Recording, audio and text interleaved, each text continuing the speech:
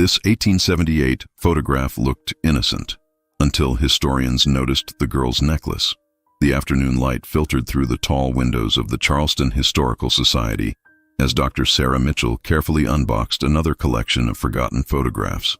It was October 2023, and she had been cataloging Civil War-era archives for 3 months, documenting the everyday lives of families who had lived through America's most turbulent period.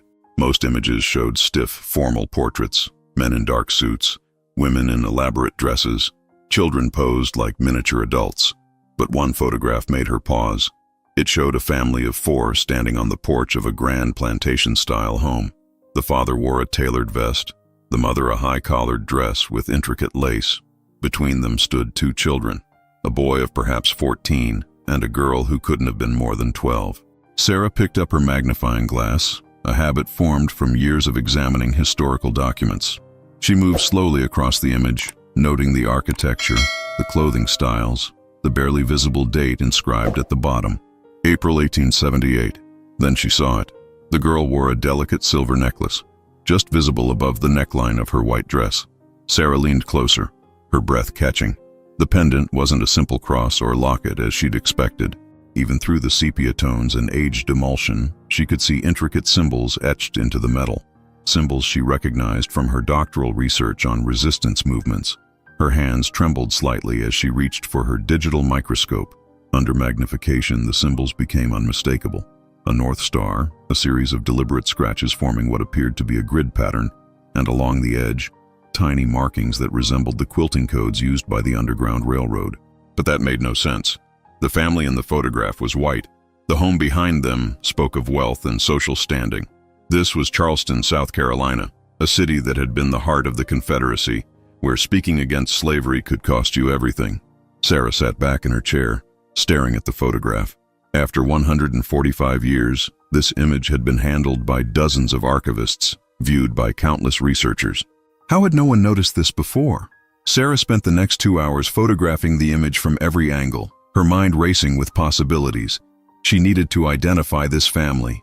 The photograph had come from a donation made in 1983 by the estate of someone named Catherine Whitmore, but there was no other information attached.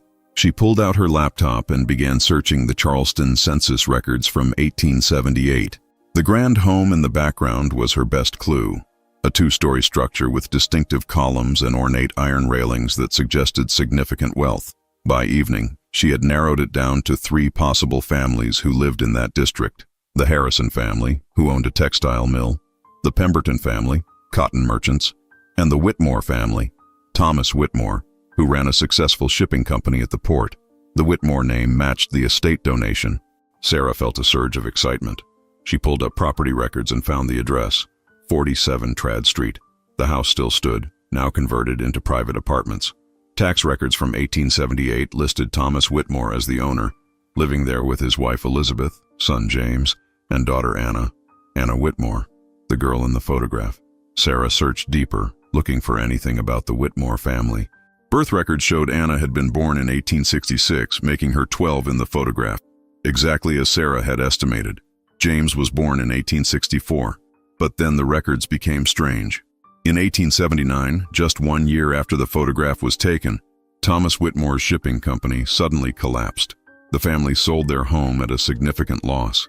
By 1880, they had left Charleston entirely, with no forwarding address in any city directory. Sarah leaned back, processing this information. Successful businesses didn't just vanish overnight, especially not in families with established wealth and social connections. Something had happened to the Whitmores, something that forced them to abandon everything. She looked again at the photograph, at young Anna's face. The girl stared directly at the camera with an expression that was neither smile nor frown, something more complex, almost defiant. And around her neck, hidden in plain sight for nearly a century and a half, hung a necklace that shouldn't exist. Sarah arrived at her office early the next morning, the photograph carefully stored in an archival folder. She had barely slept, her mind churning through possibilities. Before making any public claims, she needed expert verification. She called Dr. Marcus Reynolds, a colleague at the Smithsonian who specialized in Underground Railroad history and symbolism. They had worked together on a project years ago, and she trusted his expertise completely. "Marcus, I need you to look at something," she said when he answered. "Can I send you a high-resolution scan?" "Of course." "What is it?" "A photograph from 1878. There's a necklace in it with markings that look like railroad codes, but the context is complicated." 20 minutes later, her phone rang. "Sarah, where did you find this?" Marcus's voice was sharp with excitement. "These symbols are authentic. Look at the North Star positioned at the top. That's the exact orientation used in South Carolina during the 1850s through 1870s. And this grid pattern, see how it has 7 vertical lines and 5 horizontal? That's a map." Sarah felt her pulse quicken. A map of what? Safe houses. Each intersection represents a location. This is how conductors communicated routes to freedom seekers. "But Sarah, these necklaces were only given to people directly involved in the network. Conductors, station masters, people who risked their lives. The girl wearing it was white," Sarah said quietly, "from a wealthy Charleston family." There was a long pause. "That's impossible," Marcus finally said. "In Charleston, in 1878, a white family helping escaped slaves would have been destroyed, socially, financially, possibly physically. No one would take that risk, especially not people with that much to lose." "Unless they did," Sarah said, staring at Anna Whitmore's face. "And maybe that's exactly what happened to them." She told Marcus about the sudden business collapse, the family's disappearance from Charleston records. "You need to find out what happened to them," Marcus said. "If this is real, if this family was actually part of the railroad in Charleston after the Civil War. Sarah, this changes everything we know about resistance in the South." Sarah spent the following week immersed in research, barely leaving the archives. She tracked the Whitmore family through fragmentary records, piecing together their movements after they fled Charleston in 1879. A shipping manifest from Mobile, Alabama, showed Thomas Whitmore booking passage to Philadelphia in late 1879. City directories from Philadelphia listed an E. Whitmore working as a seamstress in 1881, likely Elizabeth, forced into labor after losing their wealth. There was no listing for Thomas, which suggested he might have died or taken work under a different name. But it was Anna who intrigued Sarah most. School records from a Quaker institution in Philadelphia showed an Anna W. enrolled in 1880, her tuition marked as charitable provision. The Quakers had been deeply involved in the Underground Railroad. Was this connection deliberate? Sarah contacted the school, now a private academy, and requested access to their historical records. 3 days later, she received a scanned document that made her heart race. A letter of recommendation written for Anna Whitmore in 1883, praising her commitment to justice and her family's legacy of courage in the face of persecution. The language was careful, coded, but the implication was clear. She called Marcus again. "I need help. I'm finding pieces, but I need someone who knows Charleston's underground history. Someone who can tell me if a white family could actually have been involved." "There's one person," Marcus said. "Evelyn Carter. She's 83, a retired professor who grew up in Charleston. Her great-great-grandmother was freed through the railroad. If anyone knows the hidden stories, it's her." 2 days later, Sarah sat in Evelyn Carter's living room in downtown Charleston. The photograph spread on the coffee table between them. Evelyn studied it through thick glasses, her dark hands steady despite her age. "The Whitmores," Evelyn said softly. "My grandmother told me about them. We thought it was just a story, something that might have been exaggerated over time." Sarah leaned forward. "What did she say?" Evelyn looked up, her eyes sharp. "She said there was a white family who helped people disappear. After the war ended, when everyone thought the railroad was finished, they kept going. They helped people who were still trapped in labor contracts, in prison leasing schemes. Dangerous work. Why would they do that?" Evelyn smiled sadly. "That's the question, isn't it?" Evelyn led Sarah to a small room at the back of her house. Boxes lined the walls, filled with family documents, letters, and photographs collected over generations. "My family kept everything," Evelyn explained. "We knew our stories mattered, even when no one wanted to hear them." She pulled out a worn leather journal, its pages yellowed and fragile. "This belonged to my great-great-grandmother Ruth. She wrote about her escape in 1877, 2 years after the war ended. Most people don't realize the railroad kept operating even then." Sarah carefully opened the journal. The handwriting was neat but hurried, as if written in stolen moments. She read aloud. "May 14th, 1877. Arrived at the house on Trad Street after dark. The woman gave me food and dry clothes. She said her daughter insists on helping, though it frightens her. The girl cannot be more than 11. Sarah looked up at Evelyn. Anna Whitmore would have been 11 in 1877. Evelyn nodded. Keep reading. Sarah turned the pages, finding more entries. Ruth had stayed with the Whitmore family for 3 weeks, hidden in a cellar space while Thomas arranged passage north on one of his ships. The entries painted a picture of a family operating in constant fear, knowing that discovery would mean ruin. One entry stood out. June 2, 1877. Elizabeth gave me the necklace today. She said it belonged to her mother, who wore it during the war. The symbols show safe houses from here to Richmond. She made me memorize each one. When I asked why she risks everything, she said some things matter more than safety. Sarah felt her throat tighten. The necklace in the photograph. It was passed from Elizabeth to Anna. As a promise, Evelyn said quietly, to continue the work. Sarah photographed every relevant page, her hands shaking with the significance of what she was uncovering. This wasn't just history. It was proof of resistance that had been deliberately hidden, erased from official records. Why was this never documented? Sarah asked. Evelyn's expression hardened. Because white Charleston didn't want to admit that some of their own had betrayed them, and black families learned to keep secrets. Speaking openly about who helped you could get those people killed, even years later.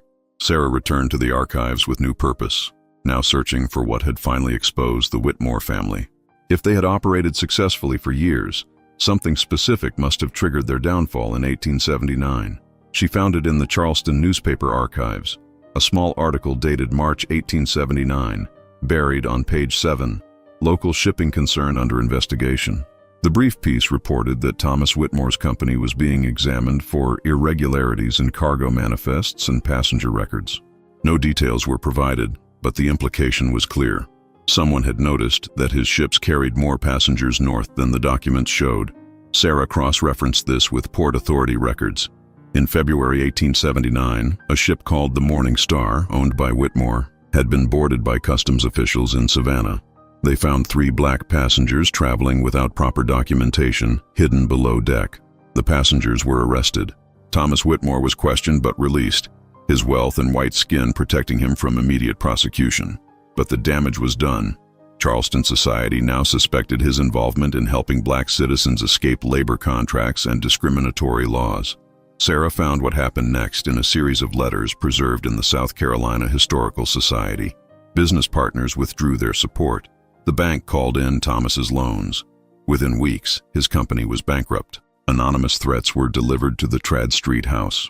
A brick shattered their front window with a note attached. Traitor. One letter, written by Elizabeth Whitmore to her sister in Virginia, revealed the terror they lived through.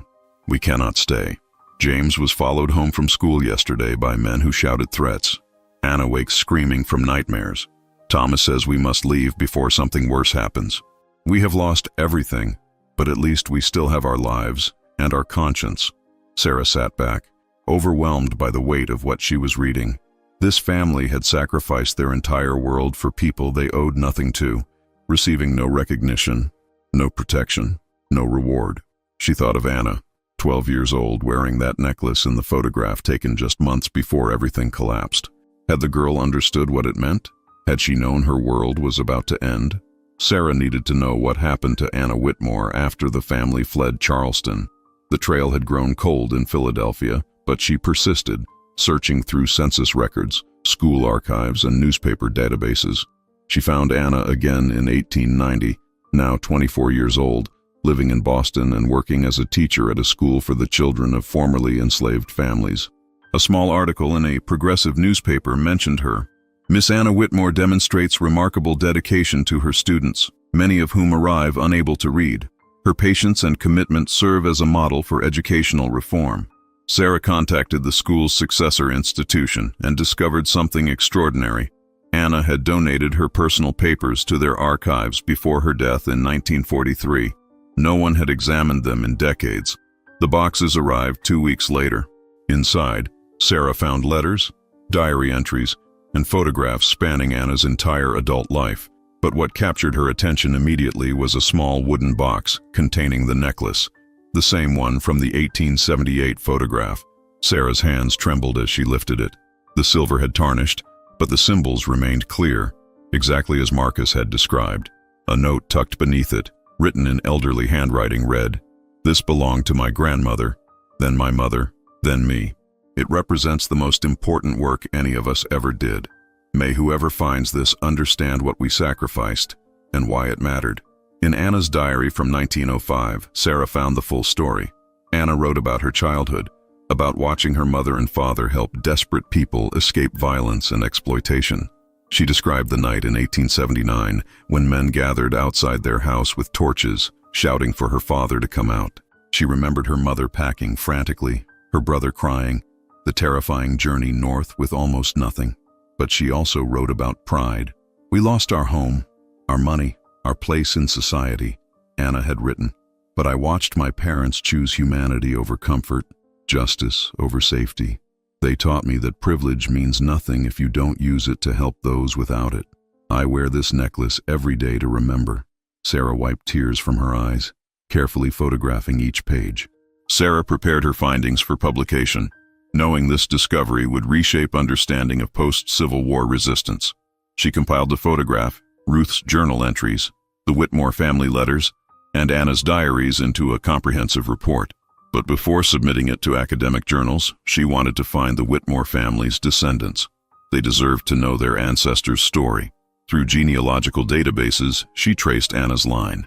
Anna had married in 1895 and had 3 children. Her youngest daughter, Helen, had 2 sons, one of whom was still alive. Robert Chen, age 78, living in Portland, Oregon. Sarah called him, her heart pounding. "Mr. Chen, my name is Dr. Sarah Mitchell. I'm a historian in Charleston, and I've discovered something about your great-grandmother, Anna Whitmore." There was a pause. "I don't know much about that side of the family," Robert said cautiously. "My grandmother rarely spoke about the past." "I understand," Sarah said gently, "but I think you should know what they did and why it was important." She told him everything: the photograph, the necklace, the Underground Railroad connection, the family's sacrifice. Robert listened in silence, and when she finished, she heard him crying softly. "My whole life, I wondered why my grandmother seemed sad when she talked about Charleston," he said. "She would say her family had to leave, but she never explained why. I thought maybe they'd done something shameful." "No," Sarah said firmly. "They did something extraordinary. They risked everything to help people who desperately needed it. Your family are heroes, Mr. Chen. The world just didn't know it until now." Robert was quiet for a long moment. "Can I see the photograph?" Sarah emailed the high-resolution scan. 10 minutes later, her phone rang again. "That's my great-grandmother," Robert said, his voice filled with wonder. "I have a photo of her as an old woman. The eyes are the same. That determined look. Dr. Mitchell, thank you. Thank you for finding this. There's one more thing," Sarah said. "I have the necklace. It's been preserved in Anna's papers. I think it should be returned to your family." Robert's breath caught. "You found the actual necklace?" "I'm looking at it right now." 2 weeks later, Robert Chen stood in the Charleston Historical Society, holding the necklace that his great-grandmother had worn in 1878. Sarah watched as he turned it over carefully, tracing the symbols with his finger. "It's lighter than I expected," he said softly. "Silver," Sarah explained. "The symbols are etched deep enough that they've survived despite the tarnish." Marcus, Dr. Reynolds from the Smithsonian, confirmed that this specific pattern was used by Underground Railroad conductors in South Carolina. Your family would have used it to guide people north, showing them which houses were safe. Robert looked up at the photograph displayed on the wall beside them. Anna Whitmore, 12 years old, staring at the camera with that fierce, determined expression. "She was just a child who understood justice," Sarah said. "I found diary entries where she wrote about helping her parents. She would bring food to people hiding in their cellar. She learned the symbols so she could help if something happened to her parents." Evelyn Carter arrived then, walking slowly but steadily into the room. Robert turned and Sarah made the introduction. "Mr. Chen, this is Dr. Evelyn Carter. Her great-great-grandmother Ruth was helped by your family in 1877. Evelyn smiled, extending her hand. "Your great-grandmother saved my ancestor's life. Ruth wrote about the white girl who wasn't afraid, who treated her like a person when the whole world said she wasn't one." Robert shook her hand, emotion overwhelming him. "I never knew. My grandmother never told us." "They couldn't," Evelyn said gently. "Speaking about it could have brought danger, even decades later. Charleston has a long memory and not always a forgiving one, but now the truth can be told."